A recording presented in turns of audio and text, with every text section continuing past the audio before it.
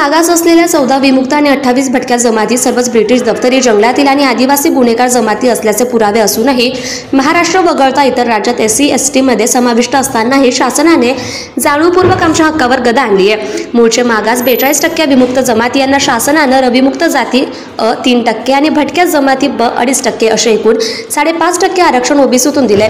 मूळतः या सर्व जाती जमाती 1871 गुन्हेगार जाती जमाती प्रतिबंधक कायद्याने ब्रिटिशांनी 1871 पासून सेटलमेंटच्या तारेच्या कुंपणात बंदिस्त केल्या होत्या।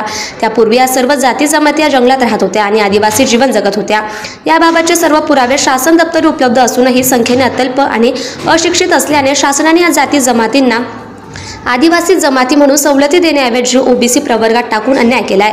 सुमारे 50 वर्षांपासून वेळोवेळी आंदोलन करून शासनाकडे मागणी करूनही न्याय मिळत नाही।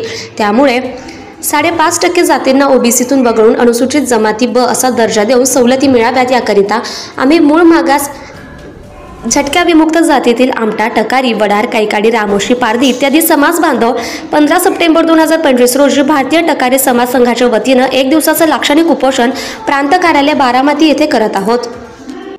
नमस्कार, मी ॲडव्होकेट अविनाश गायकवाड, भारतीय टकारी समाज संघाचा राष्ट्रीय अध्यक्ष। या ठिकाणी उद्या सोमवार दिनांक 15 रोजी प्रांत ऑफिस बारामती या ठिकाणी भारतीय टकारी समाज संघाच्या वतीने विमुक्त जमाती ज्या 14 जमाती आहेत त्यामधील वडारी, कैकाडी, रामोशी, पालपारधी, राजपारधी, कंजरवाट इत्यादी ज्या जाती आहेत, ज्या पूर्वाश्रमीच्या गुन्हेगार जमाती आहेत, त्या जमाती पूर्वी जंगलामध्येच होत्या आणि त्या आदिवासी जीवन जगत होत्या।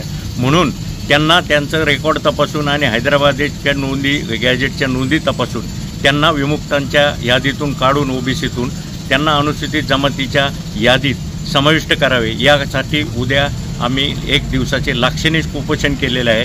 बारामती प्रांत कार्यालयासमोर सकाळी आम्ही 9 वाजल्यापासून लाक्षणिक उपोषणास सुरुवात करणार आहोत। तरी बारामती व परिसरातील सर्व या समाजातील विमुक्त जमातीतील जाती बंधू भगिनींनी मोठ्या संख्येने या उपोषणास उपस्थित राहावे ही विनंती।